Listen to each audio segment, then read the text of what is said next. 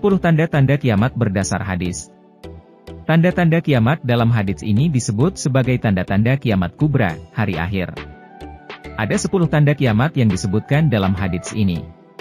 Namun yang disebutkan dalam hadis tersebut hanya ada 8. 1. Munculnya kabut, dukhan. 2. Munculnya dajjal. 3.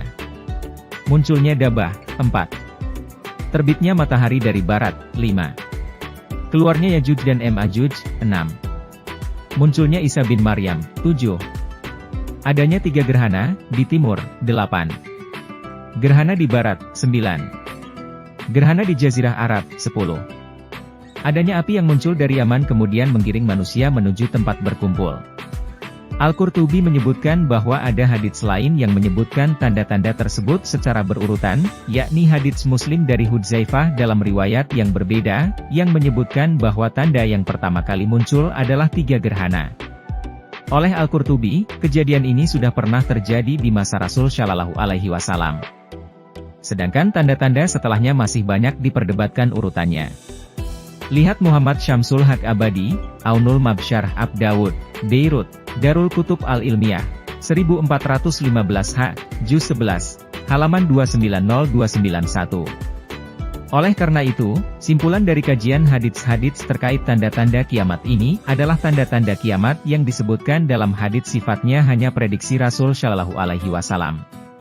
Bahkan kepastian urutannya pun masih diperdebatkan. Begitu juga waktu kejadiannya.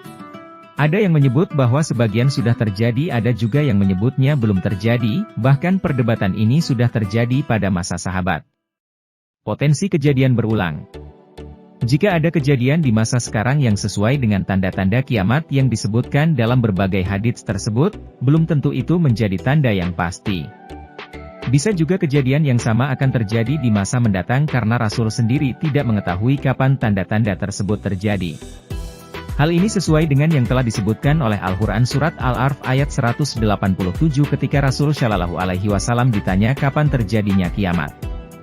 Artinya, mereka menanyakan kepadamu tentang kiamat, bilakah terjadinya? Katakanlah, sungguh pengetahuan tentang kiamat itu adalah pada sisi Tuhanku. Tidak seorang pun yang dapat menjelaskan waktu kedatangannya selain Dia. Fakhruddin Ar-Razi menyebutkan bahwa salah satu hikmah tidak diketahuinya waktu terjadinya kiamat adalah agar manusia tetap beribadah dan mencegah diri dari perbuatan maksiat tanpa memperhatikan kapan terjadinya kiamat. Artinya, adapun sebab dirahasiakannya kiamat dari seorang hamba adalah jika mereka tidak mengetahui waktu terjadinya kiamat, maka mereka akan senantiasa menjadikannya sebagai peringatan.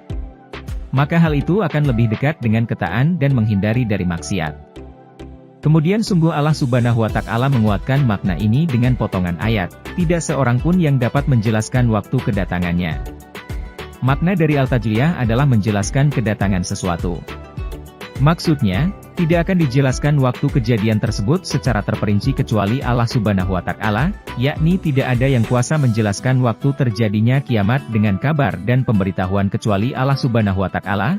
Lihat Fakhruddin Ar-Razi, Maftul Gaib, Beirut, Drui Turks, 1420 H, Juz 15, halaman 423.